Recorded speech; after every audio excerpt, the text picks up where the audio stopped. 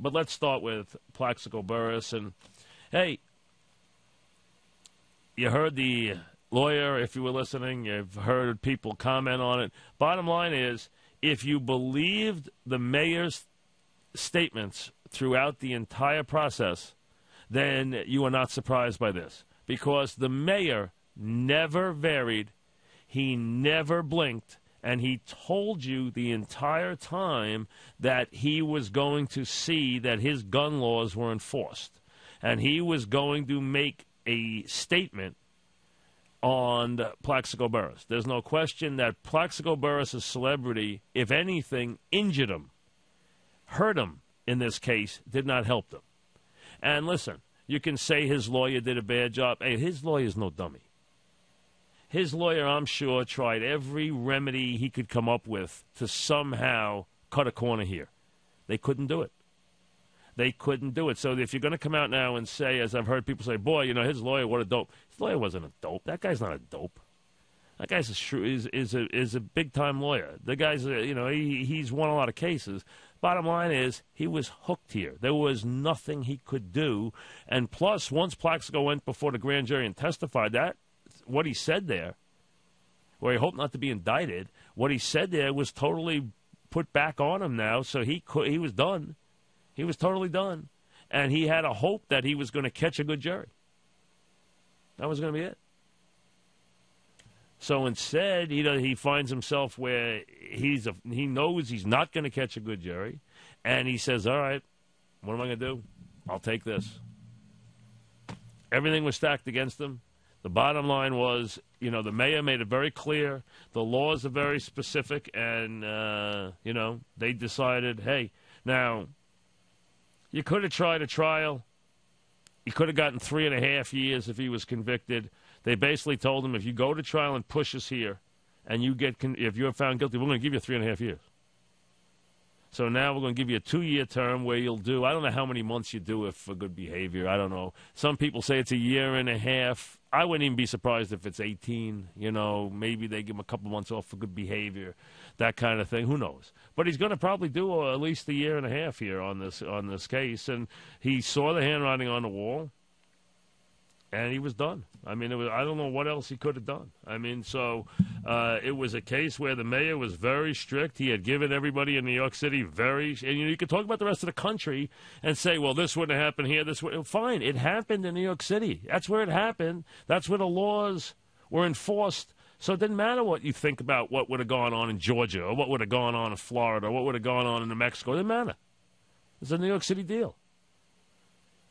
So I don't know where you go from here. I mean, it is a case where, the way when I heard it today, what I thought was Plaxico Burress spent his life skating through every bit of responsibility his whole life.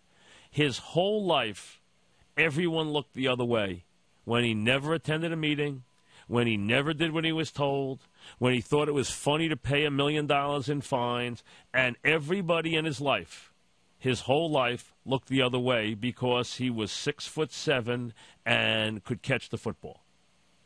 So every team he played on looked the other way. Yes, the Giants and Tom Coughlin looked the other way. He was fined a zillion times by the Giants. The Giants kept him eligible that first year because they wanted him to play. They did as much with him as they could do. Hey, other teams did the same thing. Pittsburgh tired of him. Then the Giants tired of him. We all know how good he was. The Giants don't win a Super Bowl without him. They don't beat Green Bay without him. They don't win the Super Bowl without him. That's the bottom line. We all know how gifted Plaxico Burress is. I mean, he's a great receiver, but he skated through life his whole life, and he was led to believe that he was allowed to skate through life, that the laws, the rules never applied to him. Well, he just found out that sometimes the laws do apply to you. That you don't get to skate because finally you run up against somebody who doesn't care that you can catch the football. And in New York City, the mayor and all his guys didn't care that he could catch the football. They didn't care that he could take a team to the Super Bowl. They didn't care that he was Plaxico Burress. So finally, that house of cards that he was allowed to build his whole life came back and bit him in the rear end. That's the bottom line. So if you're going to tell me that Plaxico did this and this guy did this, so where's the justice? Hey, justice in our court system is one case at a time. There is no such thing. This case gets dealt with fairly. This case gets dealt with unfairly. Stallworth gets a ridiculous sentence. Plaxico gets what a lot of people will look at as an unusually harsh sentence. There's a way to look at this is that Plaxico also is a very lucky man. I'll give you 2 reasons why. Number one, he put a very dangerous weapon loaded in his pants. He A, could have killed himself, or B, could have killed somebody else. Then he's looking at either no life or a very different life. He's lucky he didn't kill anybody. So, yes, he's going to do jail time, and, I don't know if he ever resumes his NFL career for real or if he stays dedicated to and he comes out and he's got anything left. Who knows? I don't know. That remains to be seen.